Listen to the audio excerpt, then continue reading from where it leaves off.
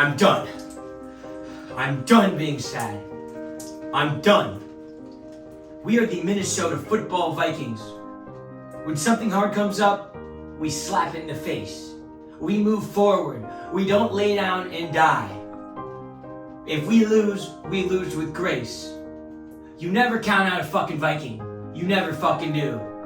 Yeah, we've had some tough times. Tougher than most NFL fans could ever go through. But you know what? Not Vikings fans. We persevere. We survive. I've had it with the memes. I've had it with getting clowned. You know what?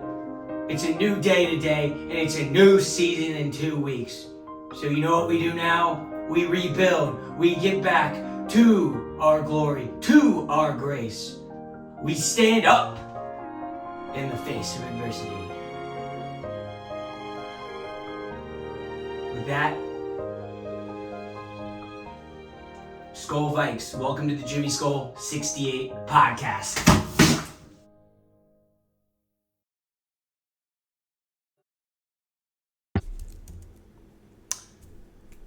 Oh, hey.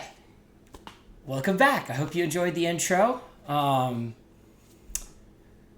was pretty fun to make, I guess, sort of, other than getting soaking wet in one of my Vikings jerseys that now I have to dry off. Well, if you've made it this far, thank you. Sit back and enjoy the next 5 or 10 minutes. Grab a beer, grab some popcorn. Let's get into it. On a more serious note, just want to say that the last week of being a Vikings fan has been one of the most brutal in my tenure. But we must move on. I have to move on. It does suck, everything that's happened, but we must move forward. I may never strike it rich one day. I may never cure cancer. I may never do all these things. But what I will do is I'll go out there and I'll support the purple and gold every year until I die.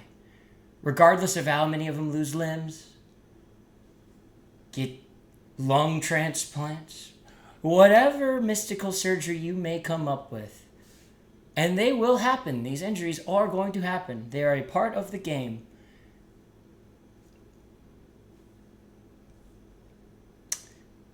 But, again, we must move forward. A wise man once told me, a wise man didn't tell me shit. A wise man told me, SKOL motherfucking Vikings.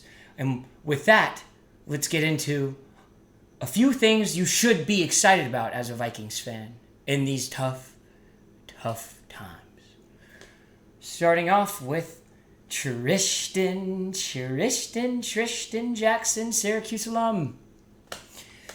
He's looked outstanding in the preseason. Yes, it's the preseason, but he's just looking great. Obviously, Jalen Naylor is there too, looking just as good. Even with Jordan Addison, who his injury was not nearly as bad as what we thought it was going to, which is thank the Lord. It's still great to have those two guys behind him. And I'm very, very happy about those dudes and how they've been panning out this preseason. Also, moving on from the wide receiver position, Mr. Sammy Darnold out of the University of Southern California, drafted by the Jets way back when, under the Adam Gase regime, was terrible there, obviously. Well, he wasn't that bad there, but he was nothing special, and then was there for about 3 years. He wasn't as bad as people say, to give him some credit. He wasn't good by any means, but he was not nearly as bad as what people say. But then he went to the Panthers after that, had a short stint with Matt Rule, the equivalent. Matt Rule in Carolina. Speaking of Carolina, I got my Panthers beers here. Fuck the Panthers. Just kidding. Not fuck the Panthers. I really have nothing against the Panthers. I actually hope they do pretty well. But yes, he was on the Matt Rule Panthers for a little bit, and then last year he went to the 49ers and was the backup to Brock Purdy, and they went to the Super Bowl. And he started, I think, one game and did pretty well. So, got to look forward to. He got to sit behind Brock Purdy and be on a championship caliber team. Just see what it feels like to win, which is a good quality and a good skill to have. But signed a 1-year, $10 million deal with the Vikings this offseason. He's got a lot to prove. He's got the best situation that any journeyman quarterback could ever have, with Justin Jefferson, Jordan Addison, T.J. Hawkinson coming back, a subpar O-line, and an offensive-minded head coach in Kevin O'Connell. So there's a lot to look forward to with Sam Darnold, and I really, really, really think he can put the pieces together and figure this out, because he knows that this is his last true shot to be a starter in the NFL. He knows that if he bombs with the Vikings, he's going to be a perennial second string or third string, or even worse. I mean, his clock is running out, but he definitely knows that. And I think he's going to come out with a fire and surprise a lot of people. So, obviously, JJ going down, not good. But, let's not bring all these negatives over on Mr. Sam Darnold. It wasn't his fault none of any of this happened. He knew what he was signing up for. He knew he might be backing up rookie J.J. McCarthy. And then these crazy situations happened, and now he is the default starter. And I just, Vikings fans, I think we need to support the man and not hate on him, because we saw what, I'm not trying to draw any, similarities here, but we saw what Case Keenum did. Obviously, Case Keenum had one of the best defenses in NFL history, and the Vikings defense now is meh, but still. Let's go out and support our boy. I will be rooting for him every step of the way. I'm still excited what the quarterback position holds for the Minnesota football Vikings. Another, I'm not going to go into a certain position now. I'm going to go into certain players. So on defense, we just signed Stephon Gilmore to a 1-year, $10 or $9 million deal. I don't really remember. But out of the University of South Carolina, had stints with the Panthers, the Patriots, most recently the Cowboys. Who else was he on? I don't even know. It doesn't matter. He's 34 years old. That's old for a corner. And you draw similarities to when Patrick Peterson signed a couple years ago, an old kind of corner on the back end of his career. But Stephon Gilmore was a starter for the Cowboys all last year, and yeah, their season didn't end the way they wanted it to, but he still was one of their guys. And he still brings in the knowledge, even though he was a dirty motherfucker a couple years ago to JJ when the Vikings came back 33-0, SKOL. I still think he's got a lot to bring to the table. Ooh, I spit though. Ugh, yuck. Anyways, and it's something to be excited for. So there's not all bad things going on in Minnesota, even at the cornerback position, which we know has been a treacherous path as of recent. So, and then even in the last preseason, Lewis Seen was Saw. He was seen. Saw seen, yeah. He had an interception and a sack, although I did just read a report that I think the Vikings are shopping him right now for a conditional pick, which, it's just seems like it's too little too late for the man Lou. So if he does stay on the team, still going to root for him, even though he needs to do a little bit more than what he's done.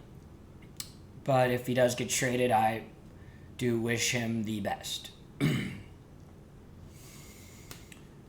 Moving on to the safety position, we got our 3 studs still, which is nice. The D-line, we got to look for. We got the rookie, and then we got Jonathan Grenard, and I really didn't watch any of his tape or anything. I don't really know much about him other than the fact that he's just a solid guy and he's young, and we got him on a relatively cheap deal. So I'm excited to see what he brings to the table. along with Dallas Turner on the other side.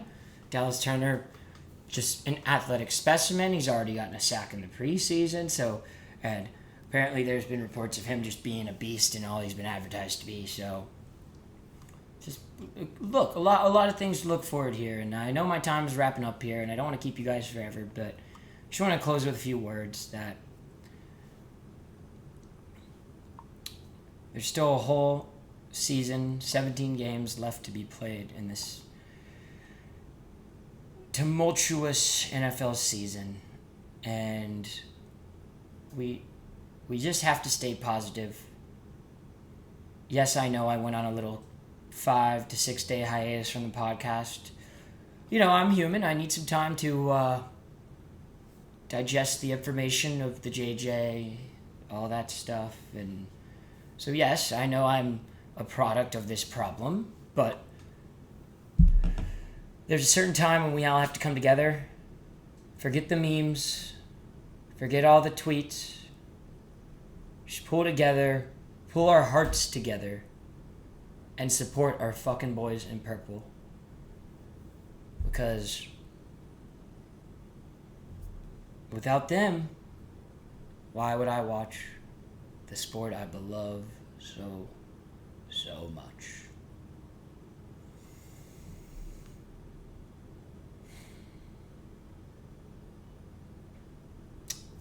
Hey, 17 games, baby. Then the playoffs. We'll see what the Vikes can do. Well, until next time, SKOL Vikes, I'm out, baby. SKOL!